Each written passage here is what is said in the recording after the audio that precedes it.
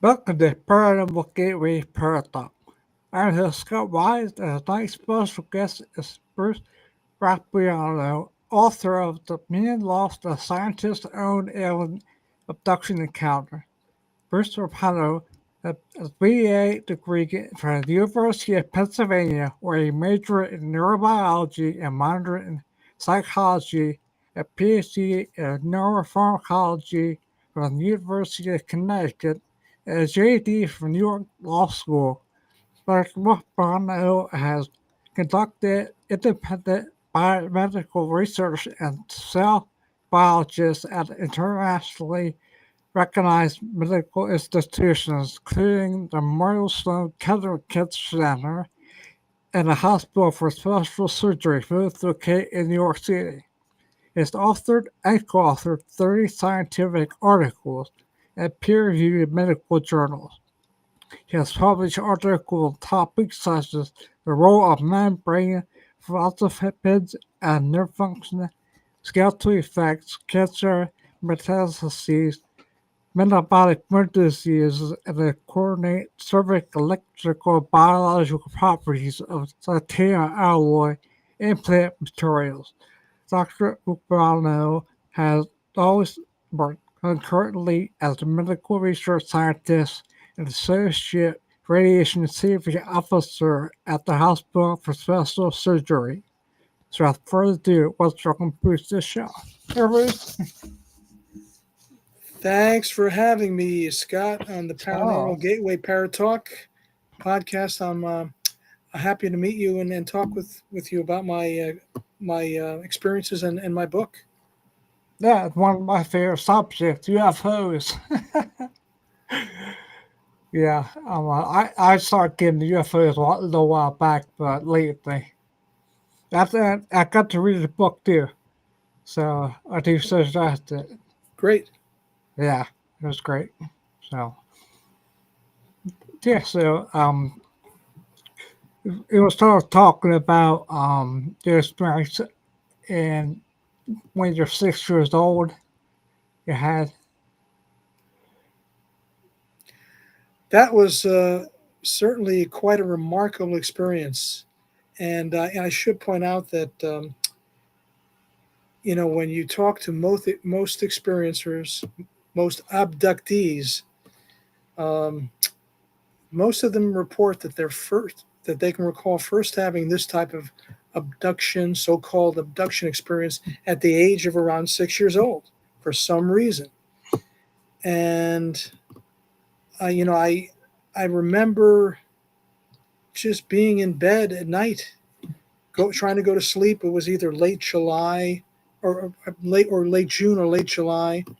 Actually, incidentally, this was 2 or 3 months before Betty and Barney Hill were abducted in New Hampshire. So this actually my experience predates their abduction event by probably a couple of months. But I was in bed and just nodding off to sleep, maybe around dusk time, and for some reason, I my attention just before I fell asleep, my attention was caught by a flash of light that I saw outside my bedroom window, and I just turned my head to the right, and I saw the strangest looking airplane I'd ever seen in my life. It was flying silently right over the rooftops of the apartment buildings in our neighborhood, maybe 5 or 6 blocks away from where I was. And I noticed it was very shiny. Even in the waning sunlight, it was highly reflective. So it was certainly a constructed craft of some type. I thought it was an airplane, but I remember that the fuselage was maybe more circular than tubular. So it looked actually more like a UFO than an airplane, but I thought I saw wings. But I kept watching this craft, strange looking craft, for a while, and then um, did something very strange. Ordinarily, I would be fascinated to watch this unidentified object outside my bedroom window for as long as I could see it. But for some reason, I suddenly turned my head away from the bedroom window, turned it to the left, put my head back on the pillow, and I instantly fell asleep as if I was under command to do so. And then when I woke up, I wasn't in my bedroom anymore. Um, I was in some type of, I thought it was a hospital, some type of clinical environment. I knew that I wasn't on my bed because I was on some type of table that felt very hard to the touch. And I remember distinctly the table was too long and too wide to accommodate the body of a 6-year-old child. So I thought, well, I don't know where I was. I think I'm in a hospital. And for some reason, my attention was drawn to the foot of the table, maybe 20 feet ahead of me. And I slowly began to sit up. And when I got to a sitting position, I could see literally dozens of humanoid alien beings. They were no taller than I was, 3.5 to 4 feet tall, white in color, all uniform. They all looked exactly alike, as if they were clones. Um, they had the anatomical appearance of the standard gray alien, large, disproportionately large, hairless head.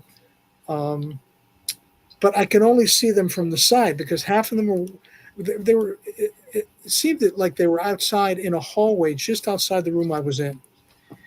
Half were walking from left to right, half walking the other direction, very briskly, like they were busy doing something. And I thought they were doctors for some reason. Again, I'm thinking I'm in a hospital, but they were the strangest looking doctors I'd ever seen. And and I realized, I didn't ask to be brought here. My parents didn't bring me here. I didn't know why I was here. And I became, as a 6-year-old, indignant at the knowledge that I had been taken for some reason, for some unknown purpose. So I actually raised my right hand. I pointed at these beings and I said, "Hey, you're not my doctors." Well, that was a mistake because by speaking up, I called attention to myself, and I felt at that point, it felt like a hand, but a very large hand, maybe as large as my chest and abdomen, or even larger than that.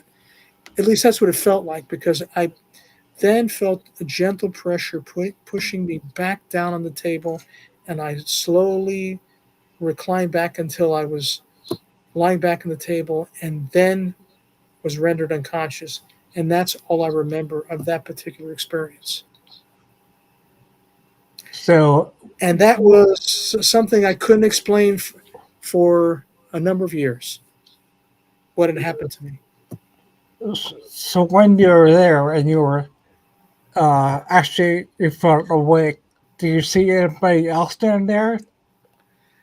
No, I just see these alien humanoid beings, but I do have the sense that I'm in a room in some type of building where there are other rooms like the room I was in, but I couldn't see those rooms because the beings were walking back and forth. I thought from room to room to room, like a different hospital, like different hospital rooms. But I never saw any other human beings who had been taken like I was taken, or any other human doctors that were working with the aliens. Just myself and these 3.5 to 4 foot tall uh, alien humanoid beings. Wow. So, like the next day you woke up, do you think it's a dream or just You know, when did you I realize yeah. when did The you next thing I realize know, that? it's the morning, and I've woken up, and I've thought about it a little bit. But I over the next ensuing days and weeks, for some reason, I began to think about it more and more. And the way I integrated into my life experience as a 6-year-old is to convince myself at the time that I had some type of medical procedure. Now, this was the summertime, but in the preceding winter, I'd had a series of very painful ear infections. Um, and then they went away as the weather got warmer. But I had, you know, I'd had a recurrence in the winter following the abduction experience. I think it was probably no, probably in December sometime. And I thought that the reason why I was taken to this particular location, to whatever type of hospital it was to have a procedure that would be for the purpose of treating my ear infections. Because in fact, when they recurred the latter part of the year after the abduction experience, they were less severe than they had been the previous winter. So that's why what I thought had happened to me. It's strange that I never mentioned it to my parents, and even not until really the following year, and actually it was early February, when I had to have an actual real procedure. I had a tonsillectomy, and along with that, the removal of my adenoids and behind my nasal cavity by a real doctor. And I actually had mentioned to him right before I went under anesthesia. I asked the question, "Doctor, I don't understand why I had to have two surgeries." Now, I thought I was having the surgery at that time. We went to in a real hospital to remove my adenoids, but then the previous summer, I had a procedure for my for the removal of my tonsils. Or I convinced myself that I needed two procedures, and I was asking my doctor, why did I have to have these two procedures? Why couldn't you remove both the tonsils and the adenoids in the same procedure? Well, he looked at me like I had two heads. He had a very startled, almost alarmed look on his face, and didn't say anything. And so that's how I view this particular experience, as in terms of how I as a child had attempted to integrate it into my life. And but back at time too, I think it's back in 1961.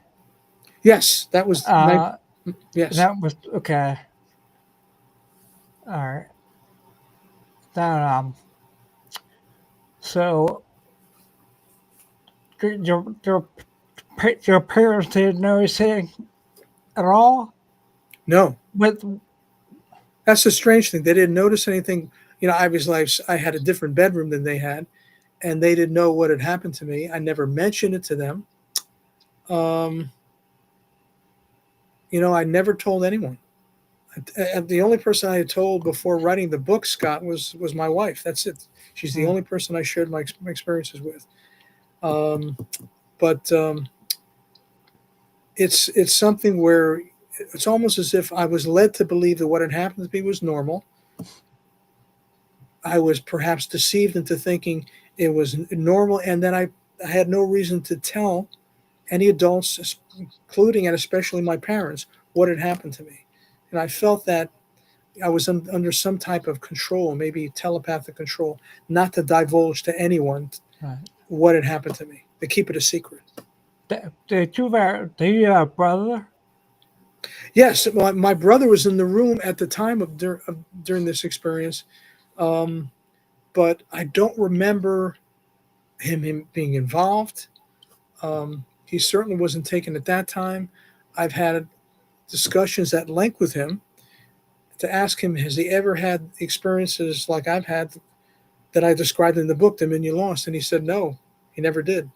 At least he doesn't recall them. I can't rule out that he was a subject, but he doesn't have any recollection like the experiences I recall very vividly and in great detail that I've recalled for my entire life. All right.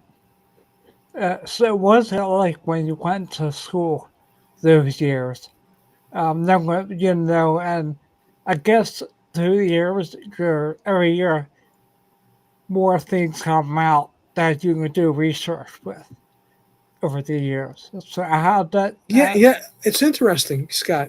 Within a year or two of that experience I just described to you, I became very interested in the subject of UFOs because I saw all almost, I won't say the first reports, but the first reports were in the 50s, but this was the early 60s where there were several waves, several UFO flaps, as they call it.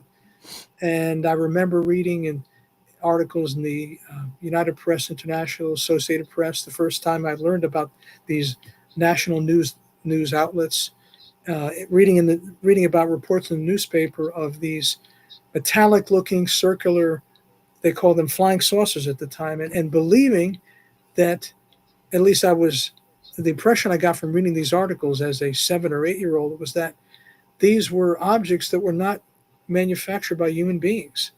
And I became very interested in this subject.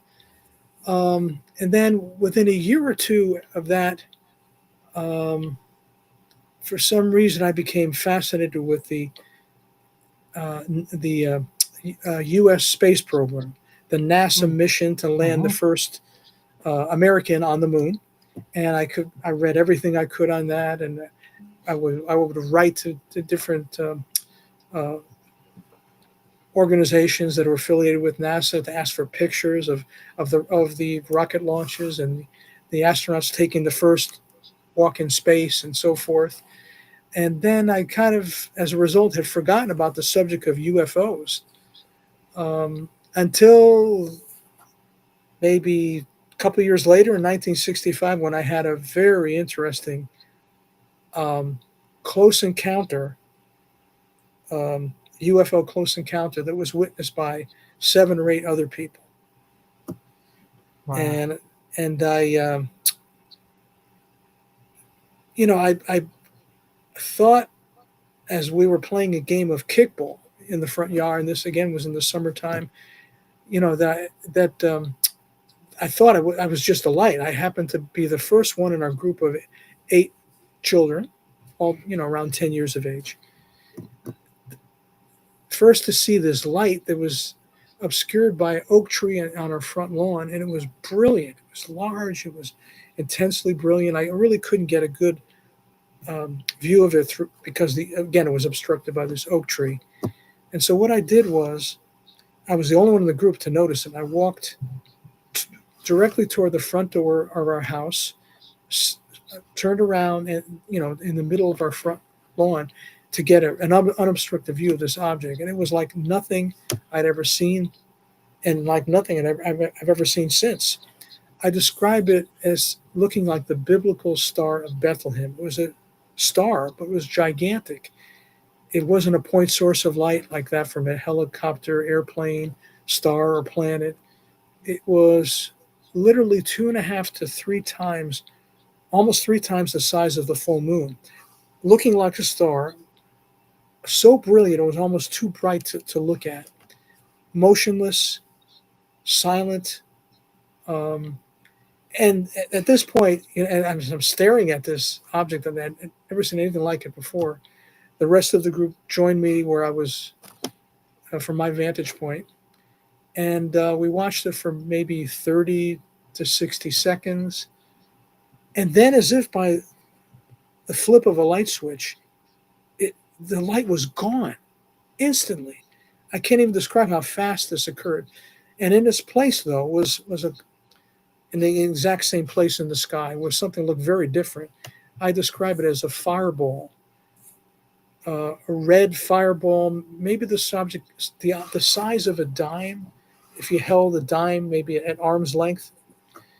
And now I noticed that the fireball, it was still silent, but it began to move. And now I noticed it was moving in a southwesterly direction, and I followed it, um, counting 1,002, 1,003, to see how long it would take to to disappear. And I followed it for perhaps 90 seconds till it disappeared over the horizon. And I knew immediately, because it took that long, that it was not a meteor, because a meteor would have traversed Mm. the sky in a matter of a few seconds. But it kept the same direction, the same altitude, the same speed, until again it completely disappeared. And then when I came back to where the rest of the group was still gathered on our front lawn, we began to talk about what we had seen. And it was very strange. And I've heard a number of close encounter episodes like the one I experienced, where the different witnesses, for some reason, see different things. They see different objects or different features that other people in the group don't see. Someone in the group told me that they had seen something that looked like lightning around the fireball, which I thought was some type of electrostatic discharge. I never saw anything like that. I never took my eyes off this object. I couldn't understand why I didn't see that. So, and actually, my mother was in the house, and she actually had seen the uh, the UFO at, over the same time period that the rest of us had observed it. And she said, in the same vicinity, she saw three separate lights, all of a different color. So she saw three multicolored objects. I never saw anything like that. And so, as I describe in the book, that this, there's a couple of other things that happened to me that lead me to believe that this was another episode of abduction, like several other episodes that I describe in the book that I'd had during my early childhood and early teen years. But again, the important aspect to this was that this had multiple witnesses. 8 other people besides myself had witnessed this event. Wow. It's weird how you didn't see the same thing it did. Yeah.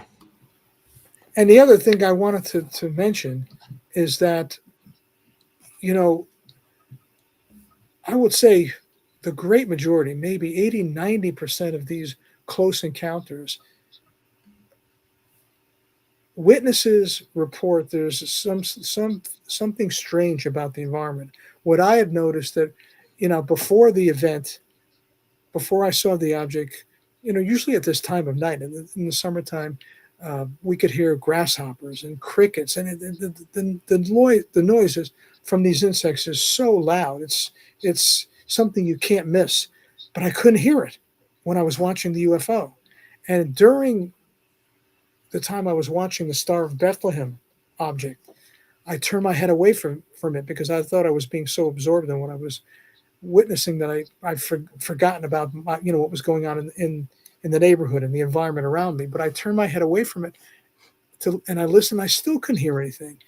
And other UFO abduction investigators have this, and other UFO investigators have described this particular part of the phenomenon as the Oz effect, where somehow the witnesses feel like they're dissociated from what's going on around them. There's some strange change in the environment, almost as if there is some outside force that's exerting some type of electromagnetic effect or some other type of effect that's affecting the passage of time or is affecting human perception in some way, so that we perceive our environment differently when we're in the vicinity of a hovering UFO. And again, that was a particular phenomenon that's been reported many times in the literature with respect to UFO close encounters. Yeah, also about their nasal implants. Well, you mentioned the subject of implants. That's another common part of this abduction phenomena. And I'm no different. I can remember distinctly at the same age where I remembered my first abduction experience, the age of 6. I had a flashback memory. I was in the same apartment where I'd been abducted.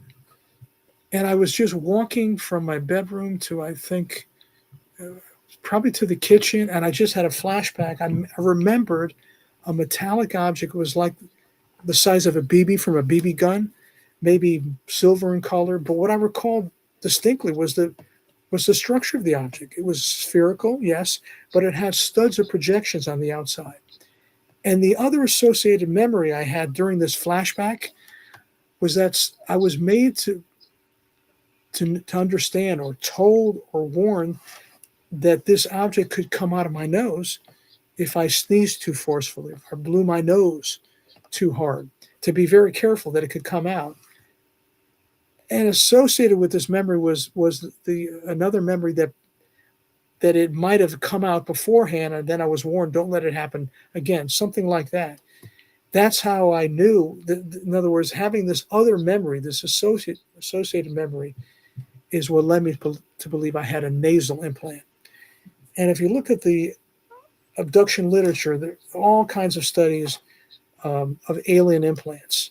You Mhm. remember the podiatric surgeon, Dr. Roger Lear, that had published a book about all the implants he retrieved from abductees, and Yeah. so they were all most great majority were metallic, and he had some of them analyzed. Yeah. None were taken from the head, but many abductees, um, because most of the implants he removed were from, I think, the leg or the arm, but never from the head region. But I would say 10 to 20% of abductees report that they've had some type of implant, usually in the head region, under the eye, inside the ear canal, behind the ear. Around 10%, around 10% of them or so report that they've had a nasal implant. And And and that's something I recall. And the startling thing, Scott, is to read. I don't know if you've ever read the works of Raymond Fowler, the pioneer UFO abduction investigator.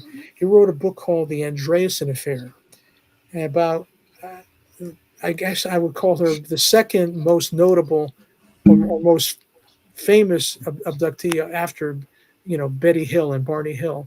Her mhm. name was Betty Andreasen. Well, in the book The Andreasen Affair, Raymond Fowler describes, um, after a hypnotic regression, Betty remembered being on a table where an alien being that looked like one of the Greys had placed a probe, a long, which was Mm. actually a long needle, that had this type of device, this metallic sphere, just like the one I remember. And the probe was placed inside her nasal cavity. When it was removed, that metallic sphere was no longer there, and that's how she knew it. She had been implanted. What she also recalled during regressive hypnosis is that that particular implant, that nasal implant, had sharp edges or projections or studs on the surface, just like I recalled. I have talked to another, actually, turns out to be a podcast host, someone who has been studying this field like you've studied it for a number of years, that also recalls having such an implant with the same surface structure, which is really scary to contemplate. The people having same experiences with the same types of beings, having the same type of quote unquote medical procedure, and receiving the same type of implant in the nasal cavity. Well, in one case, it was not the nasal cavity, but three people reporting the same type of implant with the same appearance and at least the same external structure, which I find quite remarkable. It's probably a dumb question, but did you get to hear Betty Barney Hill hypnosis? Did you hear a tape? I have. I have very, It's, very I frightening. get Very frightening. I get chills. I hear it. Like, oh, I heard That, that. I they're kind telling the truth. They're telling the truth. yeah. No, it's like, well, I heard that. Like, well, somebody think, oh, good, take me away. Well, I don't know. I don't experience anything like that. I mean, if it's not bad, some people whatever about how painful it can be and stuff, and others who I read it didn't bother me as much. I guess it depends on how I That's don't know but how yes, open you yes, are. Or, yes. I I find that, in many cases, the abduction literature, the poor subject feels the probe break through perhaps the nasal cavity, one of their sinuses, or they uh, can actually feel it when the probe penetrates the nasal sinus, even entering into the brain. I remember one case in which the abductee felt that the probe had passed a distance of perhaps 6 or more inches from the nostril inside the head. And this particular witness, or abductee, I should say, had been interviewed by Dr. John Mack, the Harvard psychiatrist, Yeah. that's very well known abduction investigator. And when Yeah. she told him this, he said, "Well, if you say that you felt that there was that the probe went inside your head by 6 or more inches, that means it must have entered your brain." And so she again felt this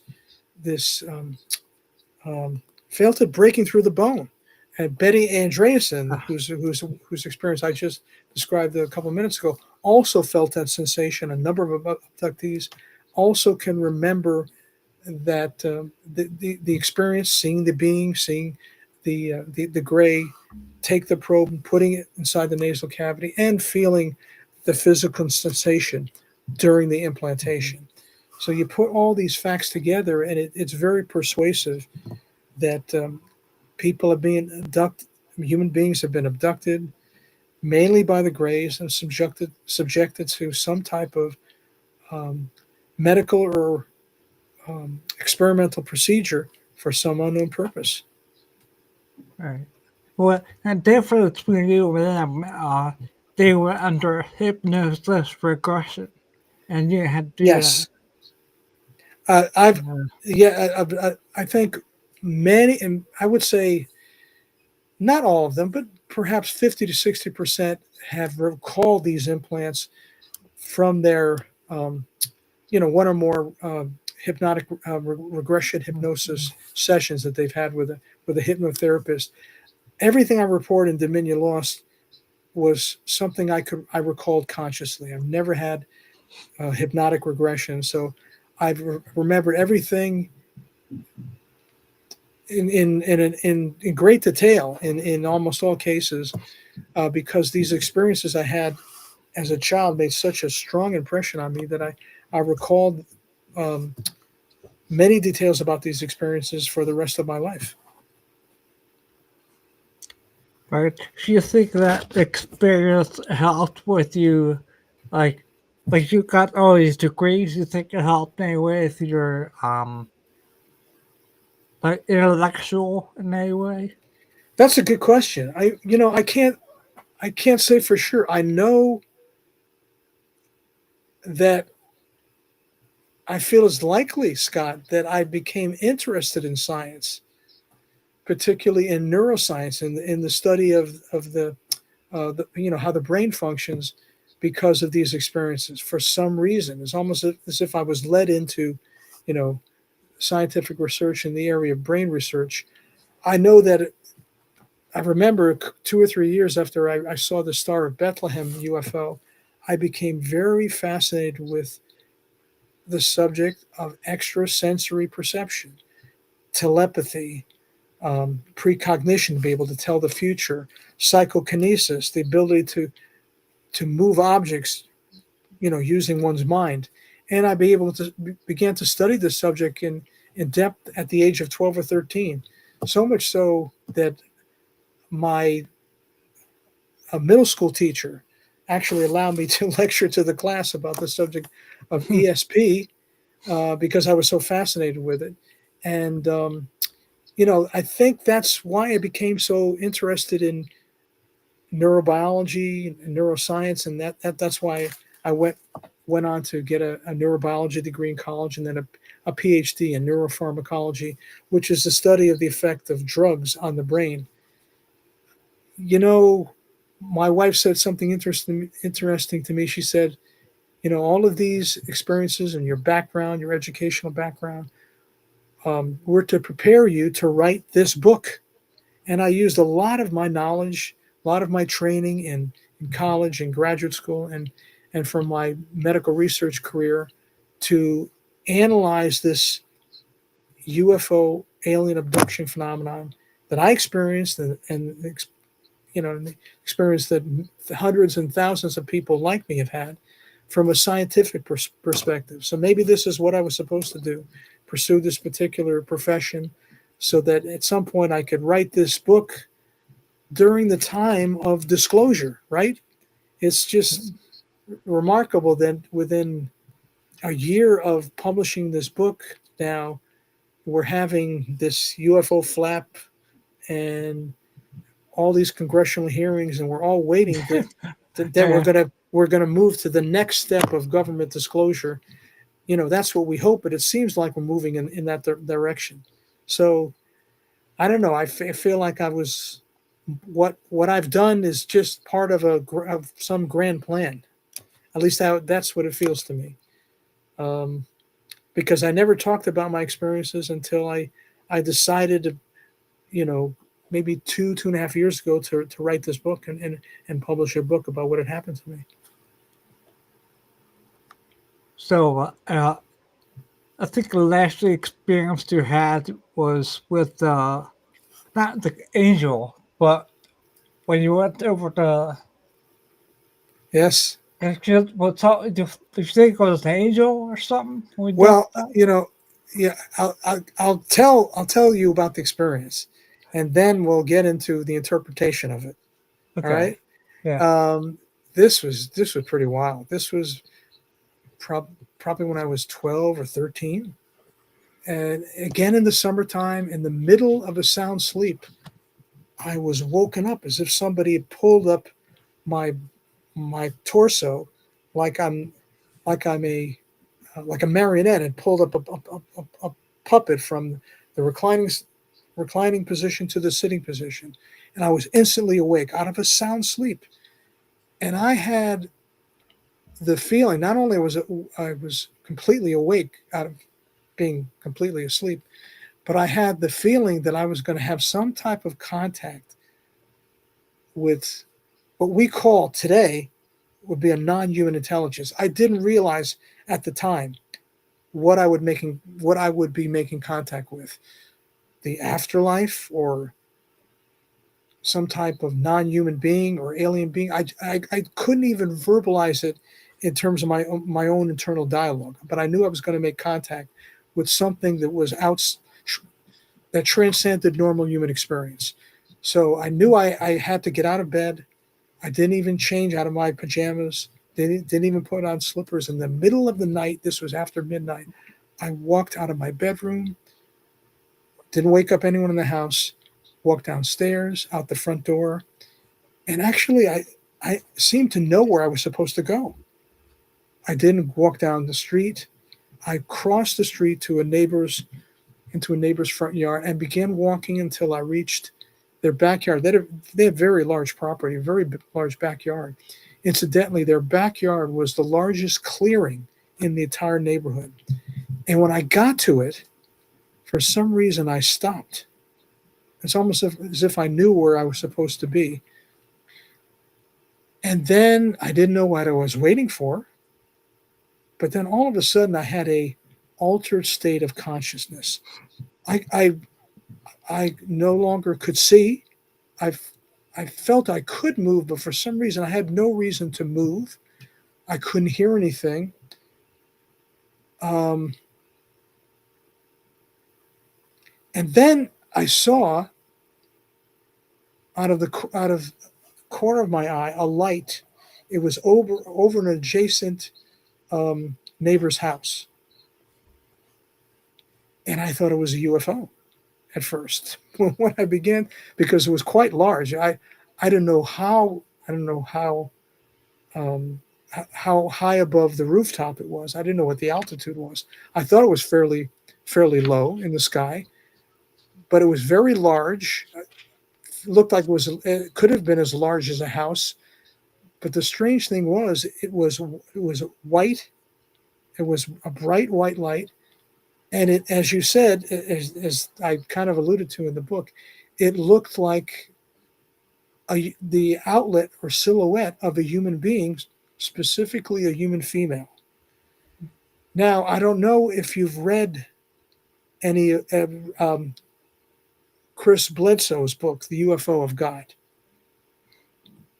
He is the only abductee, the only UFO close encounter witness or abductee that's written about, reported this particular being. He calls it, I think he refers to it as an angel that Hmm. he's had some type of contact with. And I don't recall any other person who, other than myself, who's reported having this experience of contact with some type of angelic being, other than myself.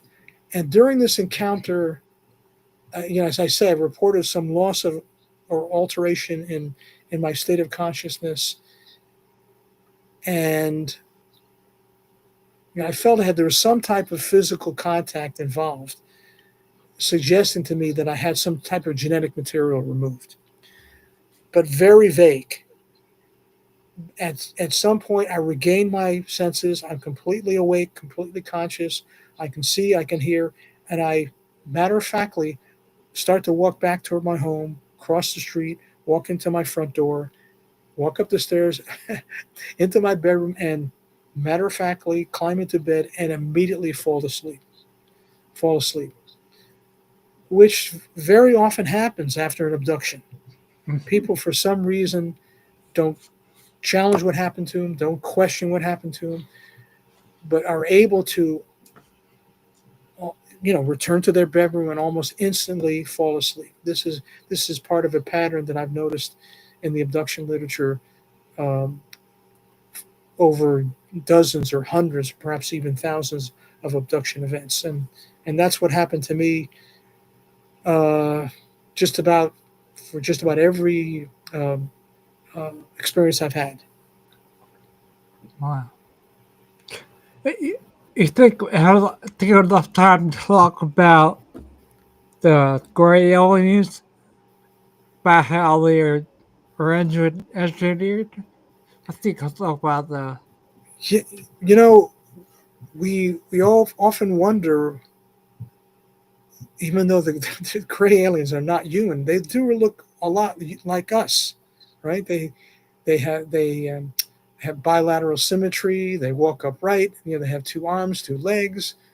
Not much of a nose, but at least a slit for a nose, two eyes. So the question is, what is the origin of the grays? And the grays are the only type of alien I've seen during an abduction experience. We can talk at length about all the different species that other abductees have had contact with, but I've only had contact with one. But I have been affected in terms of my concept of what the nature of the grays is by the work of Lieutenant Colonel Philip Corso, who Mhm. published the book the day after Roswell. Now, he Mhm. claims that he was in charge of a reverse engineering project where many of the debris from the aliens that crashed at Roswell were directed to his office. He was director of foreign intelligence with the Army in um, the late 40s, and actually recalls seeing a gray alien cadaver. And I think a few years after he was put in charge of all the debris from uh, the UFOs that had crashed at Roswell, that he was able to give to different universities and different um, um, scientific companies that were charged with trying to reverse engineer some of that particular uh, material that was obtained from the crashes.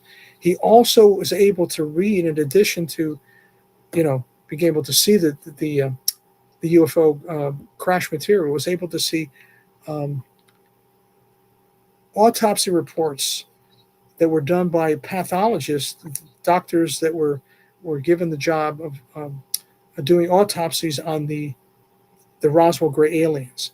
And what I was very fascinated to read about in Philip Corso's book was his description of the autopsy reports, that the internal anatomy of the Greys revealed that they had a heart and lungs that were different than human organs. The brain that was very similar to the human brain, but they had no reproductive organs, no no gut, no gastrointestinal system, no stomach, no small intestine, no colon, no excretory system, no kidneys, no bladder. And what I describe in the afterword, which is the last chapter of my book, is how human scientists could very straightforwardly, using modern molecular biology techniques, the CRISPR gene editing technique, it would be very straightforward to use these currently existing techniques of molecular biology to knock out different organ systems and generate these genetically modified humanoid beings, perhaps to make them um, fit into the plan of some master alien species, so that these particular gray aliens would function more efficiently, use less energy in doing their experiments on human beings, as I say, at the behest of some master alien species whose nature we really don't have much information about. But my theory is that the grays were genetically engineered from one of our human early ancestors, one of the hominins that that were one of our distant cousins from perhaps a million or 2 million years ago. In particular, I conjecture, I speculate that the grays might have been reverse engineered from Homo habilis, which incidentally was 3.5 to 4 feet tall. So I'm trying to, in speculating um, what the gray aliens are all about in terms of what their biological nature is, that also leads me to believe that they're not the dominant species that deal with human beings. They're the technicians that, for some primary investigator, but that are working for these higher order beings to conduct experiments for them on human beings. And but I think there's a lot of evidence that the the humanoid beings that are doing research on humans they're biological, they're sentient, they're real, they're part of the material world. So I tend to think, although there's been discussions and but very little evidence to go along with those discussions, that the beings that abduct humans are interdimensional. So they originate from some hidden dimension that we don't have access to. There's also a lot more information based on uh, the book by Philip Corso and other investigators, that these beings are from some distant galaxy, and they're part of our physical universe, and they're here to study us um, for our own benefit, or perhaps for their benefit. And I talk a little bit about some potential agendas that the alien beings might have in their Hmm. in conducting their abductions and experiments on human beings. Some of them are benevolent, some of them are actually Yeah. quite nefarious. But again, it's all speculation. I don't think anyone, at least outside the government, knows what their real purpose is. Right. Yeah, and they're here already. They've been here a long time, a long time. Yeah. Yeah. So. Well, I mean, Yeah. if they were genetically engineered from um, an early human ancestor, they could have been here for millions of years, for all we know. Yeah. Yeah. Yeah. Yeah. I'm going to get that book a day after so I'll check that Yes, out. yes, Yeah. I would recommend it. I would recommend that one. I saw one of the books you recommended it in your book, so I'll go back in your book again to that area. I think you had like 3 or 4 different ones I want mentioned. to imagine. Can I mention, Scott, that I have two books? There's one Oh, book that hi. there's one book. Can I? I'm just going to show it. This deals almost entirely with my personal experiences, and then since I'm a scientist, I did a lot of scientific analysis, research into how I think the implants, particularly the nasal implants, would work, and how they would be used to study the human brain and perhaps learn how to manipulate the human brain. And that's why I have a larger book, which is almost 450 pages, that has a lot of scientific analysis. I also talk about Bob Lazar, and I go in depth into how I think the gravity drive that he claims he reverse engineered at Area Yeah. 51 works. I have some ideas, some theories, which I discuss and lead me to conclude that Lazar is telling the truth. I think his his um, his story, his narrative is very plausible. Because in his book he talks about some of the research he did, and on the gravity drive that they Hmm. provided with him to study and reverse engineer. And I have some comments on the experiments that he conducted, and how I think they make his story that much more plausible. So again, the people that are interested in just hearing about my experiences can buy the unabridged, can take a look at the unabridged shorter book. But if your curiosity is um, piqued by some of these scientific questions, then I encourage you to look at the unabridged longer version as well. I I think also have an audio. I have audiobook versions for both the longer and the shorter book. I think I read the longer one. Yeah. Okay. Yeah, top Bob is already a different. Yeah, yeah, And if you don't have time to read, or you're on the way to work or while you're jogging, you can listen to the audiobooks. yeah. I do that sometimes too. Yeah, It's getting more uh, popular. The audiobooks are yeah, popular. yeah. I love it to read. Well, if I get my eyes get tired, Hmm. I'll Hmm. do text word for a little bit. Hmm. Uh, all right, it's good. Check out the book. I might read it again. So there's a lot of interesting stuff in it. So I'll probably read Thank it you. again. Thank you. Yeah. Fascinating subject. Oh yeah. I can't get enough of it. I got And I got a bunch of UFO books downloaded and some on my shelf over there. and in terms of what we know, the human race hasn't really scratched the surface. We haven't even scratched the No, surface. We have nah. just an unimaginable amount of knowledge that we need to gain in studying this phenomenon going forward. I just hope Oh, that I hope we do that. I hope we have some commitment of resources to do this, and we get serious about admitting that it's a reality, yeah. and then once we do that, we can find a way to deal with it. But- And what was our limitations of space travel was from too. Right.